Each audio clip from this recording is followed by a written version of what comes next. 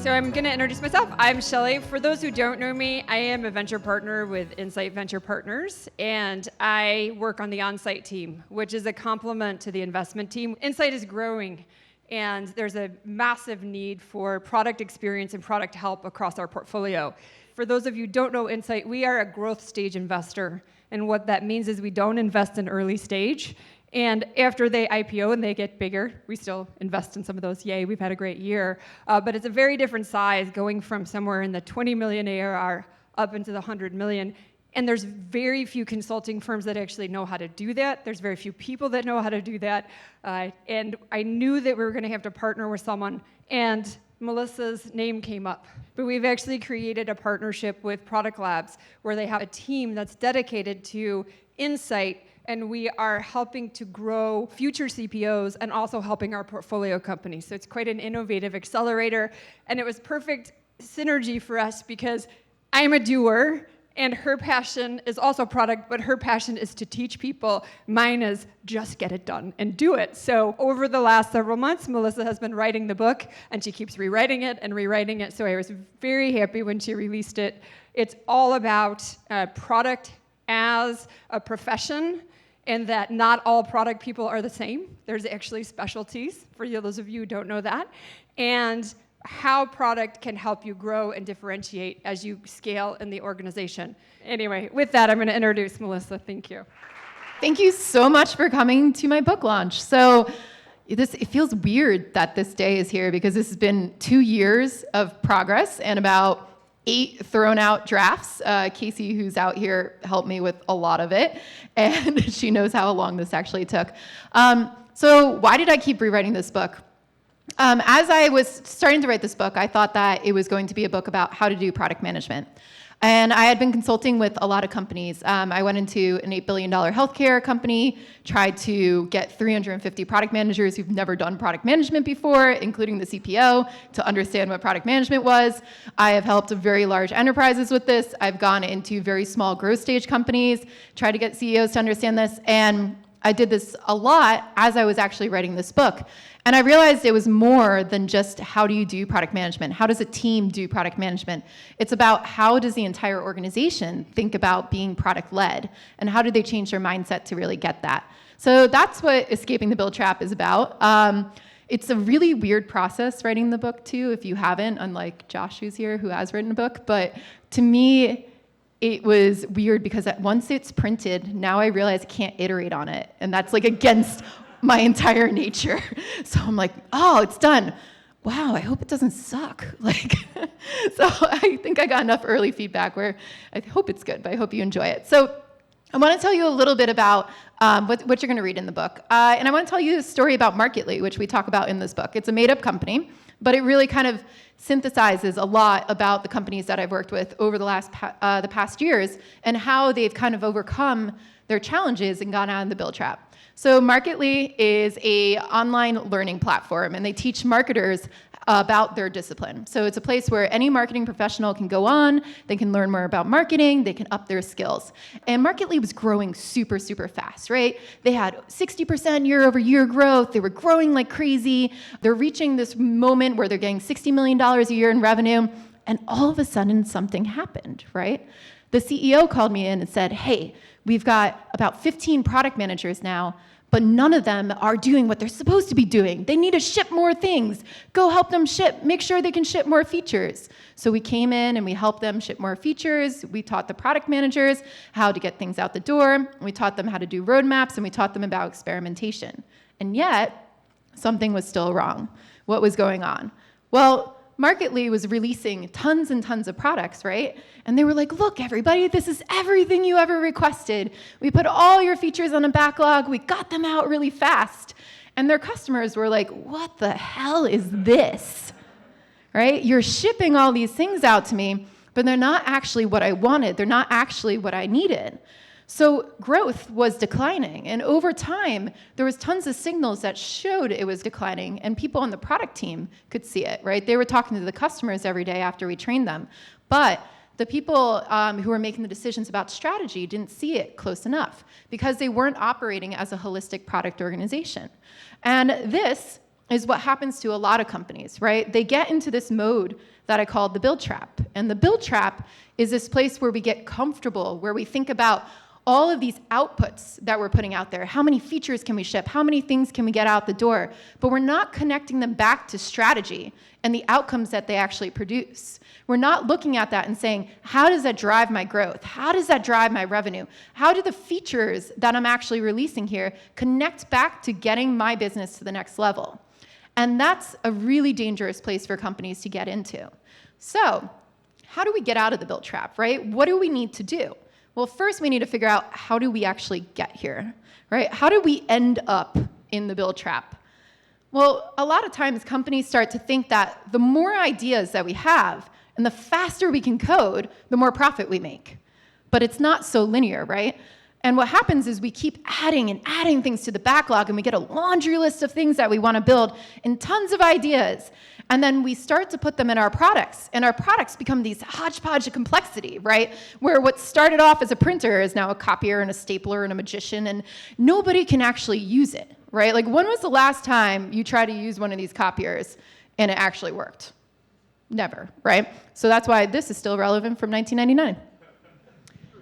The thing that we forget to realize, right, is product is really a system, right? And our businesses operate that way. So we've got customers on one end and customers in our business on the other. And our customers have problems, wants, and needs, right? And businesses have products or services that fulfill those problems, wants, and needs. So the products and services are not inherently valuable in and of itself, right? It's only valuable once they solve those problems, wants, and needs and take them away. That's when a customer realizes value, right? Customers don't realize value when you ship them to things. They only realize value when their needs go away, when they actually fulfill a need. So in return, they give us value in the form of money, and then we get value as a business, right? So product management really as a whole is about optimizing and finding those opportunities to fulfill those problems, wants, and needs with the right products and services that will get us money in return and optimize our business value. So we have to remember, as a company, solving big problems, right, creates huge value for our business. Finding those nebulous problems, really understanding the market, figuring out how we can solve them well, that's really what drives our businesses to the next level of growth. So in order to do that, we have to create a product organization that can really find that. And there's a couple pieces that we need. We need the right role of the product manager and the right system and product organization. We need the right processes to help us really discover what those needs are. We need the right strategy to really put that in place and to make sure we're going in the right direction.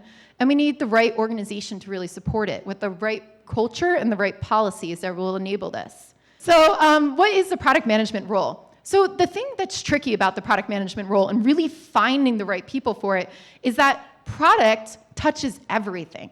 Right? Product is not just about working with the developers and throwing things on backlogs and make sure they get it done. That's really what project management is about. But product is about really synthesizing the entire business and bringing it together, right? It's about understanding how sales works so that you can figure out how to drive a roadmap that's going to commercialize the product. It's about understanding how technology works so that you know what's possible to get done.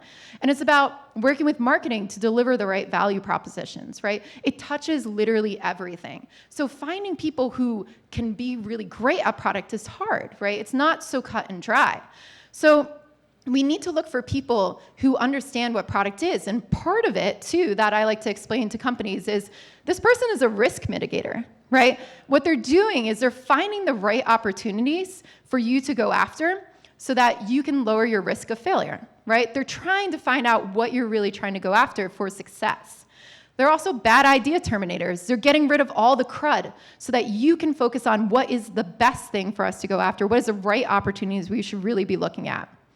And a lot of organizations that I've gone into haven't really understood that about product managers, right? They found people who are super smart, really willing to get things done, but they don't know how to synthesize that information. And it's a skill that you can learn for sure, but you have to really dedicate and have people who are experienced to teach them. So having the right level of roles and understanding how that works really goes into it. And in the book, we go into this in much more detail. But there's different levels of product management. And as you become more senior, right, as you become a CPO, which a lot of you are in the room, that's when you're going to err way more strategic than you are tactical. And it's a different skill set as you start to grow. So how do we get product managers to learn these skill sets? How do we get them more strategic? How do we get them to balance a strategic and tactical, right? These are questions that we have to ask to really form a holistic product organization and have the right roles. So once we have the right roles as well, having the people at the top who are strategic rather than tactical, right? If you get leaders who are too tactical and not strategic enough, you run into strategy problems. And far and away, this is the biggest problem I have ever run into with any company I've ever worked in.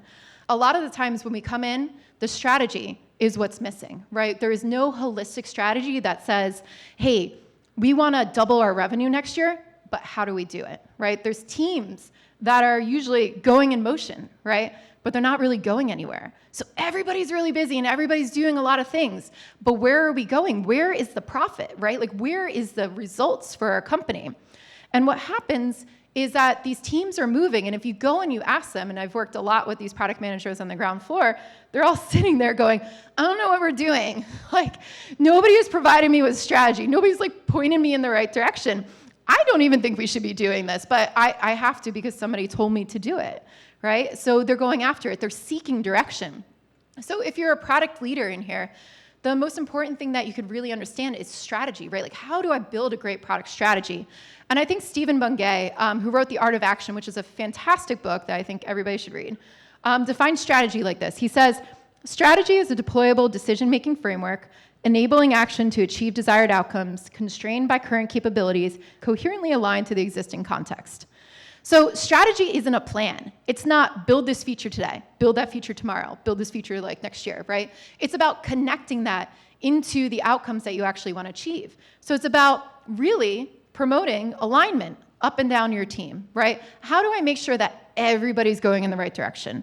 How do I make sure that everybody knows what's really expected of them? That is really what pushes companies forward. So if you have everybody scattered across too many things, right, that's where you'll start to see a lack of results. So one of the companies that really does get strategy right, I feel like, is Amazon, right? And Jeff Bezos says, be stubborn on the vision, right, and flexible on the details. And that's really what strategy is about. So if you look at Amazon and how they talk about what they do, right, they have a very clear vision. And they say it's going to be Earth's most customer-centric company where customers can find and discover anything they might want to buy online, right? That's clear. Everybody knows it. Everybody sees it. And then how they do it is really what enables their strategy. They say, this is how we're going to achieve it. We're going to strive to offer our customers the lowest possible prices, the best available selection, and the utmost convenience, right? So everything they do as a company goes back to that, right? It allows people to find and buy things online at the lowest possible prices at the utmost convenience. And that is really, really severe alignment. And that allows them to make as much progress as they actually do. So when we look at strategy deployment frameworks, this is something that we use with our clients. We look at really what are the right levels of deploying strategy throughout the organization. So leadership should really be concentrating on what is that vision and what are those strategic intents, right? What are those clear, defined outcomes that I can give to my team that describe how I want them to focus on this business? Is it moving into the enterprise? Is it about prioritizing it? They prioritize strategic intents. What do you want this year? What do you want? What's the first thing you want, right? And then the product teams can actually break those down into what problems can we solve for our customers to get there? What gaps can we fill? And then it goes into the teams actually doing a lot of what we talk about in processes, right? Which is exploring how to reach it through experimentation.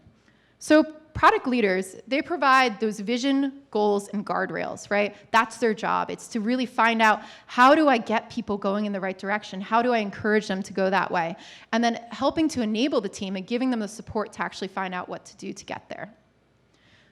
And that leads into process. So the teams now are aligned around what they're doing. So how do we build a process that allows us to actually do that? And a lot of people are really, really concentrating on some of the best tools that are out there right now, but they get very excited about it. So they're like, we're going to prototype all the things, and everything's going to be great. I had a product manager that I was working with at the healthcare company who came in, brand new product manager, and he's like, Melissa, I'm going to build 21 prototypes tomorrow and show them to our doctors. And I was like, why? Why are you going to build 21 prototypes? And he's like, well, I figure they can just pick out all the pieces they like, and then I'll just turn that into a feature. And I was like, no. All right, what problem are you solving, right? Like, what are you trying to do there? But a lot of times from leadership too, they were like, go prototype. I'm really excited about these things. And people take them literally, especially if they're very new to the business. Another one, design sprints, right? Design sprint everything. This is another really big one. Design sprints are great, but they're only useful if you have a pretty contextualized area that you're working towards. It doesn't work to solve the really big nebulous problems. So tools are useless, really, until you use them correctly. So what tools are we actually using on our teams and why? Context is key. So product managers have to understand, when do I grab my tool out of my arsenal, right? When do I grab it out of my toolkit? When am I supposed to apply it? So what we want to do is really build a process that is about discovery and delivery, right? So how do we feed in discovery? How do we feed in delivery? How do we make sure that we're understanding what our customers want? And how do we continuously learn about that? So we do something called the product kata, which comes from a lot of Toyota Lean concepts, and we do a lot of coaching with this as well. And it's really where we're stepping through our strategy and we're stepping through our process, and we're asking ourselves, what's standing in my way of learning the information I need to learn to make a bet on this, right? To go after this hypothesis. What tool can I use to actually answer that question, right? So am I going to do a prototype because I'm testing a design? Am I going to do user research because I don't understand the problem? Then we execute on that experiment, we look at the results, and we figure out what next step to take. So we're continuously diagnosing where we are and then trying to figure out where do we go next. And by using this with a lot of product managers, so we've coached over a couple thousand product managers using this, we found that a lot of times now they know what are the right tools to use, where should they go after. And we got a lot of our product leaders as well to lead this coaching with their product managers, which helps set them on the right direction. So people start questioning what are they doing and why are they doing it, rather than blindly building a ton of features. So we found it being really, really powerful.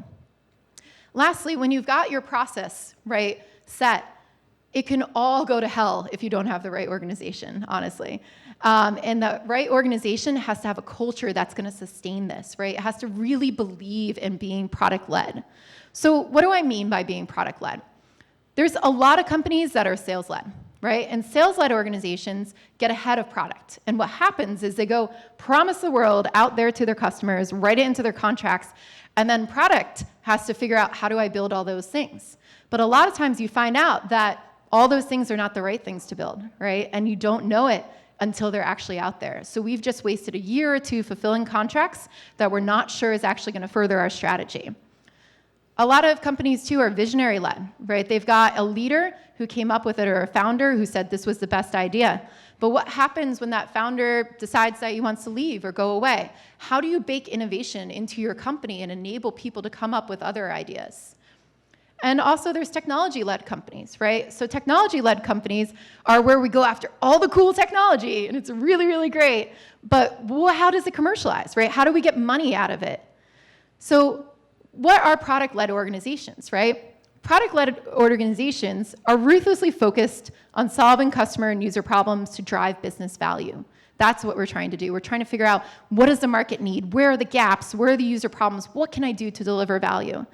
They're oriented around outcomes instead of outputs. So we're really looking at the goals. How do we drive results for our business here? How do we push people towards that? They're experimental by nature and driven by continuous improvement. We take small bets, we figure out if they're the right bets, and then we continuously improve on our processes and the way that we do things. And they're also a place where leadership enables empowered decision-making throughout the team, right? So they go and they find the people and they train the people and they get them the help that they need to make those empowered decisions. They align them with a great strategy, and then they let them go out and test these things and figure out what's to do. So product-led organizations are successful, right? They're the companies that are like Netflix and Amazon and Stripe and Intercom. They're really led by strong product leaders, right? And they have strong product people in them who really go towards these things. And it's worked for them because the strategy leads, right? The product leads, and they know how to drive value with it. So in order to really get there, though, you have to escape the build trap. And it's a really comfortable place to sit in. So I hope you will read this book and enjoy it and learn how to do that.